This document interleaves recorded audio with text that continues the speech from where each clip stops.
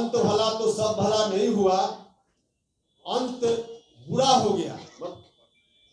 नतीजा कहावत दूसरे रूप में परिवर्तित हो गई, अंत बुरा तो सब बुरा। कि अगर नीतीश कुमार जी के हाथ से नेतृत्व निकल गया तो जननायक कर्पूरी ठाकुर जी की विरासत फिर से ध्वस्त होने लगेगी। हर तरह से बिहार का अगला मुख्यमंत्री कौन, तो सीधे उन्होंने राष्ट्रीय जनता दल के किसी एक व्यक्ति का नाम लिया। जननायक कर्पूरी ठाकुर जी की विरासत को उन हाथों में नहीं जाने देना चाहिए जिन हाथों ने बिहार को मचोड़ने का काम किया, बिहार को मरोड़ने का काम किया। क्यों ऐसा हो रहा? पार्टी बर्बाद होते जा रही, लगातार जनाधार खिसकता जा रहा है। तो मुख्यमंत्री जी ने कहा कि जहां जाना हो उपेंद्र कुशवाहा चला जाए। हमने उस दिन कहा था कि उपेंद्र कुशवाहा ऐसे नहीं जाएगा, हिस्सा लेकर जाएगा। तो आप सब लोगों का बहुत बहुत स्वागत है। आज से एक नई राजनीतिक पारी की शुरुआत हो रही है। बिहार भर के पार्टी के साथी जनता दल यूनाइटेड के तमाम साथी, चाहे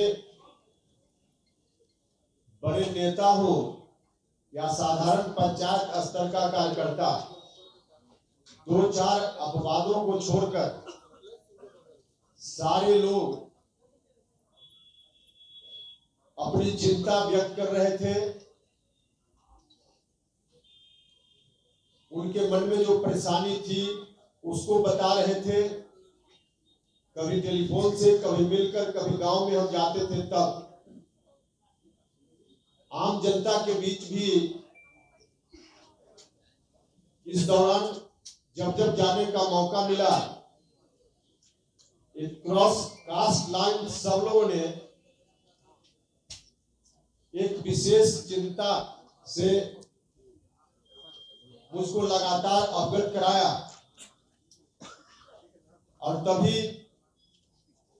अपने साथ के नेताओं से, साथियों से मैंने परामर्श किया कि आखिर इतनी बेचैनी है पार्टी के साथियों के मन में, आम जनता के मन में, तो ऐसी परिस्थिति में हम लोगों को क्या करना चाहिए। उसी के उपरांत यह तय हुआ कि वैसे पार्टी के साथियों को, चुने हुए साथियों को पटना बुलाया जाए और उनसे विमर्श किया जाए कि क्या करना है। 2 दिन तक उनसे विमर्श हुआ।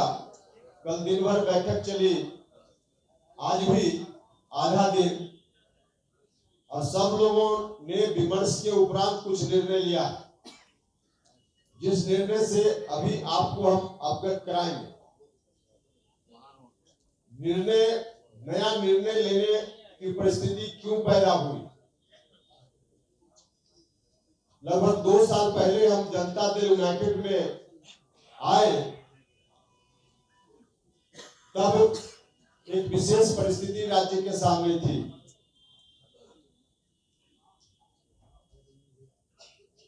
नीतीश कुमार जी के ऊपर जिस विरासत को संभालने की जवाबदेही बिहार की जनता ने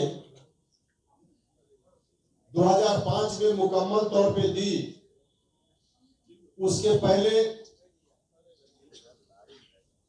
जननायक कर्पूरी ठाकुर जी के निधन के बाद जननायक की वह विरासत, उसको संभालने की जवाबदेही बिहार के लोगों ने श्रीमान लालू प्रसाद यादव जी के ऊपर दी थी। लालू जी को बहुत बड़ा समर्थन मिला।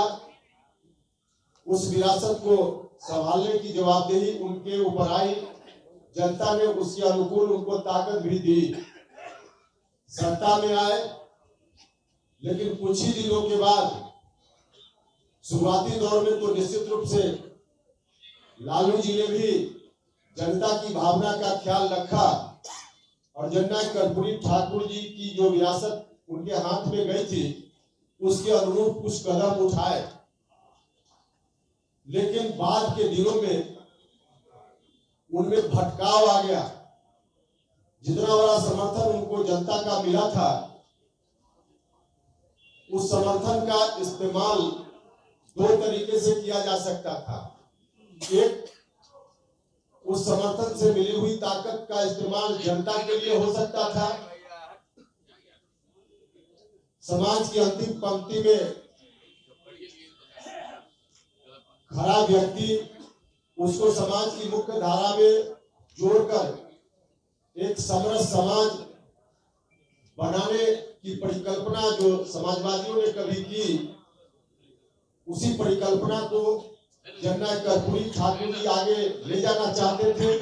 यही उनकी विरासत थी और यही अपेक्षा लालू जी से भी थी कि लालू जी इसी रूप में जनता से जो ताकत उनको मिली है, आशीर्वाद मिला है, उसका इस्तेमाल करेंगे। लेकिन बाद में चलकर भटकाव उनके अंदर आ गया।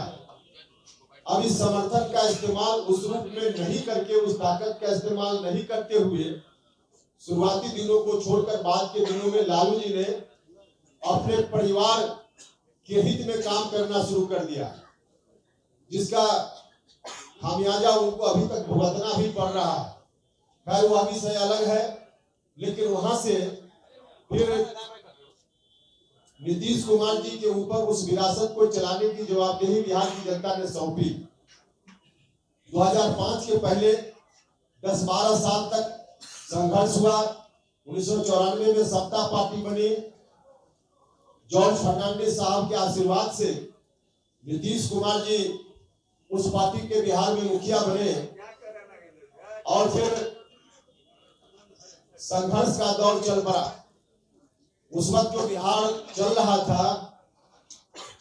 था बिहार, झुलस रहा था बिहार, जनता तंग थी, तबाह थी, परेशान थी। उस स्थिति से बिहार को बाहर लाने के लिए 10-12 वर्षों तक संघर्ष चला नीतीश जी के नेतृत्व में, और तब बिहार के लोगों ने नीतीश जी को आशीर्वाद दिया, नीतीश जी को ताकत दी। हम सब लोग भी उनके साथ संघर्ष के दौर में रहे। अब 2005 के बाद जननायक कर्पूरी ठाकुर जी की वही विरासत नीतीश जी के जिम्मे आ गई। नीतीश जी ने उस विरासत को आगे बढ़ाने का काम अपने शासन काल के दौरान बहुत ही अच्छे तरीके से किया। इस बात के लिए मैं नीतीश कुमार जी का हृदय से धन्यवाद भी करता हूं। बिहार को उस खौफनाक मंजर से बाहर लगाने में उन्होंने पूरी ताकत लगा दी। बिहार बाहर आया, हर तरह से लोगों के बीच अमन, चैन, शांति कायम हुई। बिहार डेवलपमेंट की ओर बढ़ चला। तो बहुत ही अच्छा काम मुख्यमंत्री जी ने किया। लेकिन जो कहा जाता है कि अंत भला तो सब भला, और अंत में अगर भला नहीं तो कुछ नहीं भला, तो बहुत ही अच्छा नीतीश कुमार जी ने किया। लेकिन बाद में अंत में आकर अंत भला तो सब भला नहीं हुआ, अंत बुरा हो गया। नतीजा, कहावत दूसरे रूप में परिवर्तित हो गई, अंत बुरा तो सब बुरा। बहुत अच्छा नीतीश जी ने किया, लेकिन अंत में आज जिस ओर नीतीश कुमार जी चल पड़े हैं वह बहुत ही बुरा है। न सिर्फ नीतीश जी के लिए बल्कि बिहार की जनता के लिए, जनता दल यूनाइटेड के लिए, पार्टी के साथियों के लिए, सब के लिए। 2020 में विधानसभा का जो चुनाव हुआ था, उस वक्त हम उनके साथ फिर से चुनाव के बाद उनके साथ आ गए, क्योंकि उस वक्त बिहार की जनता का जो आदेश मिला था नीतीश कुमार जी को और मुझको, उस आदेश को देखते हुए मुझको लगा कि हम लोग आपस में बटे रहेंगे तो फिर से बिहार में पुरानी स्थिति लौट सकती है। विरासत जननायक कर्पूरी ठाकुर जी की, जिसको बढ़ाने का दायित्व नीतीश जी के ऊपर है, वह विरासत फिर से रसातल में जा सकती है। तो नीतीश जी ने मुझको आवाज दी और नीतीश कुमार जी के साथ हम खड़े हो गए। पूरा जो कुछ भी उस वक्त मेरे हाथ में राजनीति की दृष्टि से था, सबको न्यौछावर करके नीतीश कुमार जी के साथ हम हो गए। कहने वाले तो यह भी कहते हैं कि इन्होंने अपनी पार्टी को जिंदा रखने का काम किया आरएलएसपी को, लेकिन सरासर ऐसे लोग झूठ बोलते हैं, गलत बोलते हैं। उपेंद्र कुशवाहा के मन में कुछ भी नहीं था। उपेंद्र कुशवाहा ने अपना सर्वस्व राजनीति में जो कुछ भी था सब न्यौछावर करके उनके साथ आना स्वीकार किया था। और वह अभी तक जब उन्होंने कहा था कि मेरे साथ आइए, और मुझको भी लगा था कि परिस्थिति वैसी है, तो उनके साथ चले गए। सब कुछ चल रहा था अपनी जगह, लेकिन बाद में चलकर जो गठबंधन पहले चल रहा था बीजेपी के साथ, उस गठबंधन से हटकर नया गठबंधन बनाने की बात होने लगी। उसको भी हमने स्वीकार किया कि चलिए पार्टी की मजबूरी है तो इस गठबंधन को भी स्वीकार करना चाहिए। लेकिन उस वक्त भी गठबंधन बनने से पहले राष्ट्रीय अध्यक्ष जी को, मुख्यमंत्री जी को हमने कहा था कि गठबंधन जरूर हो, आप अगर चाहते हैं यही रास्ता है तो कीजिए, लेकिन इसका नेतृत्व आप अपने हाथ में रखिए, नीतीश कुमार जी के हाथ में हो। क्योंकि हम जानते थे कि अगर नीतीश कुमार जी के हाथ से नेतृत्व निकल गया तो जननायक कर्पूरी ठाकुर जी की विरासत फिर से ध्वस्त होने लगेगी। तो मुझसे कहा गया कि हाँ ठीक ऐसा ही होगा। लेकिन गठबंधन बनने के थोड़े ही दिन के बाद न सिर्फ आरजेडी के लोगों की ओर से गठबंधन के बारे में कोई डील की गई है उसकी चर्चा होने लगी, उसका दावा होने लगा, बल्कि स्वयं नीतीश कुमार जी ने सार्वजनिक रूप से यह कहना शुरू किया कि हम अब आगे बिहार का दायित्व राष्ट्रीय जनता दल के नेता के ऊपर सौंपना चाहते हैं।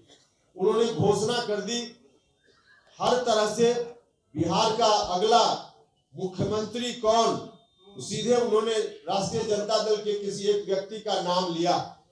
जब ऐसी स्थिति आई तभी से लोगों के मन में चिंता की शुरुआत हुई, जिसकी चर्चा हमने की कि पार्टी के साथी आम जनता सब लोगों के मन में यह चिंता आ गई कि आखिर आगे क्या होगा बिहार का।